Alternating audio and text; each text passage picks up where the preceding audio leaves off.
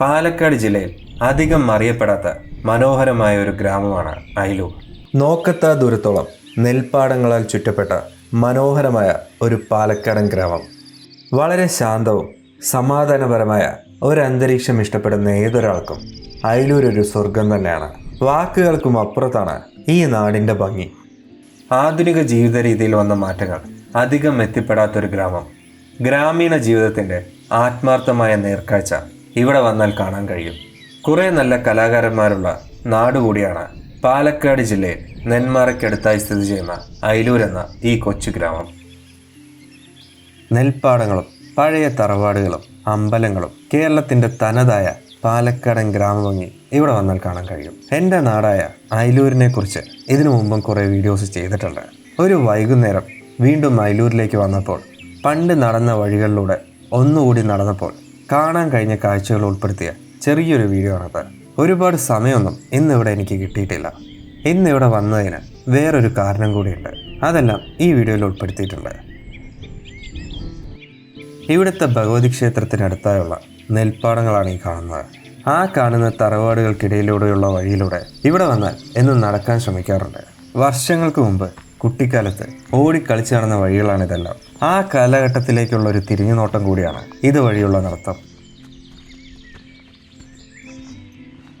ഇതുപോലൊരു സ്ഥലത്താണ് ആ വഴികളിലൂടെ നടന്നാലെത്താൻ കഴിയുക. ചിലപ്പോൾ ഇനിയൊരു 3-4 വർഷം കഴിഞ്ഞ് ഇതുവഴി വരുവാണെങ്കിൽ ഇതുപോലുള്ള ഒരു മൺപാത ഇവിടെ ഉണ്ടായിരുന്നു എന്നുപോലും മറന്നു പോയേക്കാവുന്ന രീതിയിലുള്ള മാറ്റങ്ങൾ ഇവിടെ സംഭവിക്കാനുള്ള സാധ്യത തള്ളിക്കളയാൻ കഴിയില്ല. ഏതൊരു വീടോ സ്ഥലമോ ആളുകൾ വാങ്ങുമ്പോൾ ആദ്യം നോക്കുന്ന കാര്യം ആ വീടിൻ്റെ മുറ്റം വരെ ചെറിയൊരു കാറെങ്കിലും കൊണ്ടുപോകാനുള്ള സൗകര്യമുണ്ടോ എന്നാണ്. അങ്ങനെ ഒരു സൗകര്യം ഇല്ലെങ്കിൽ അതിനുള്ള തയ്യാറെടുപ്പുകളായി പിന്നീട് ചിലപ്പോൾ ഇവിടെയും അങ്ങനെയുള്ള മാറ്റങ്ങൾ വന്നേക്കാം. അയിലൂരിൻ്റെ ഈ ഭാഗത്തായി കുറേ പഴയ തറവാടുകളാണ് കാണാൻ കഴിയുക. ഇന്നൊന്നും ഇവിടുത്തെ പല വീടുകളിലും ആൾതാമസമില്ല. എൻ്റെ കുട്ടിക്കാലത്തെ ഓർമ്മകളിൽ ഇതുവഴി വരുമ്പോൾ ഈ വീടുകളിലെല്ലാം നിറയെ ആളുകളായിരുന്നു. ഈ നാട്ടിലെ എല്ലാവർക്കും പരസ്പരം പരിചയമുണ്ട്. എല്ലാവരെയും അവരുടെ തറവാട്ട് പേരുകളിലായിരുന്നു അറിയപ്പെട്ടിരുന്നത്. മഴക്കാലത്തെല്ലാം ഈ വഴികളിലൂടെ നിറയെ വെള്ളം ഒഴുകി വരും. മുന്നിലൊരു കുളമുണ്ട്. ആ കുളത്തിലാണ് വെള്ളം പോയി വീഴുന്നത്. ഈ വഴിയുടെ ഒരു ഭാഗത്തായി പഴയ തറവാടുകളിലെല്ലാം കണ്ടുവരുന്ന രീതിയിലുള്ള ഒരു കിണറുമുണ്ട്. പണ്ടെല്ലാം അടുക്കളയിൽ നിന്ന് കിണറിലെ വെള്ളം കോരിയെടുക്കാനുള്ള ഒരു സൗകര്യം ഉണ്ടായിരുന്നു. അതാണ് ഈ കാണുന്നത്. പണ്ട് എല്ലാ തറവാടുകളിലും കിണറിനോട് ചേർന്ന് തന്നെയായിരുന്നു അടുക്കള ഉണ്ടാവുക. കാലം മാറിയപ്പോൾ നമ്മുടെ വീടുകളുടെ ഒരു കോർണറിലെല്ലാമായി കിണറിൻ്റെ സ്ഥാനം.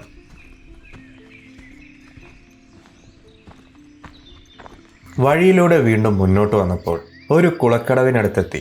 ഇതാണ് നേരത്തെ ഞാൻ പറഞ്ഞ ആ കുളം. അതായത് ആ വഴികളിലൂടെയെല്ലാം മഴക്കാലത്ത് നിറഞ്ഞു വരുന്ന വെള്ളം ഈ കുളത്തിലേക്കാണ് വന്ന് വീഴുന്നത്.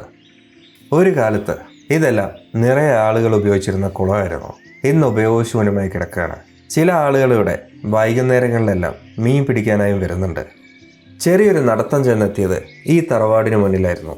അയിലൂരെത്തിയാൽ സമയം കിട്ടുമ്പോഴെല്ലാം വരുന്ന വഴികളിലൊന്നാണിത്. എപ്പോഴും ഈ തറവാടിന് മുന്നിൽ വരെ വന്ന് വീണ്ടും തിരിച്ചു പോകും. ആ തറവാടിന് മുന്നിലായി അയിലൂർ പാലമുക്കിലേക്ക് പോകുന്ന റോഡാണിത്. ഇതുവഴി വരുന്ന ബസ്സുകളെല്ലാം അയിലൂർ പാലമുക്കിൽ പോയാണ് തിരിച്ചു വരാറ്. അന്ന് പാലമുക്കിൽ ബസ് എത്തിയാൽ അവിടെ നിന്ന് തിരിച്ചു വരുമ്പോൾ നീട്ടിയൊരു ഹോണടിക്കും. അതിനർത്ഥം ബസ് അവിടെ നിന്ന് സ്റ്റാർട്ട് ചെയ്തു എന്നാണ്. അന്ന് വളരെ കുറച്ച് ബസ്സുകളാണ് ഈ വഴിയിലൂടെ പോയിക്കൊണ്ടിരുന്നത്. ഈ കാണുന്ന നെൽപ്പാടങ്ങൾക്കിടയിലൂടെയുള്ള വഴിയിലൂടെയാണ് അന്ന് ബസ് കയറാനായി പോയിരുന്നത്. നാട്ടിലെപ്പോൾ എത്തിയാലും ഇതുവഴിയെല്ലാം ഒന്നുകൂടി നടക്കാൻ ശ്രമിക്കാറുണ്ട്. പഴയകാല കുറേ നല്ല ഓർമ്മകളാണ് ഇതുവഴിയെല്ലാം നടക്കുമ്പോൾ കിട്ടുന്നത്.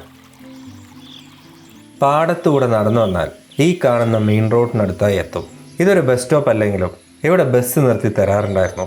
ബസ് സ്റ്റോപ്പിനടുത്തെത്താൻ 2 മിനിറ്റ് കൂടി മുന്നോട്ട് നടക്കണം.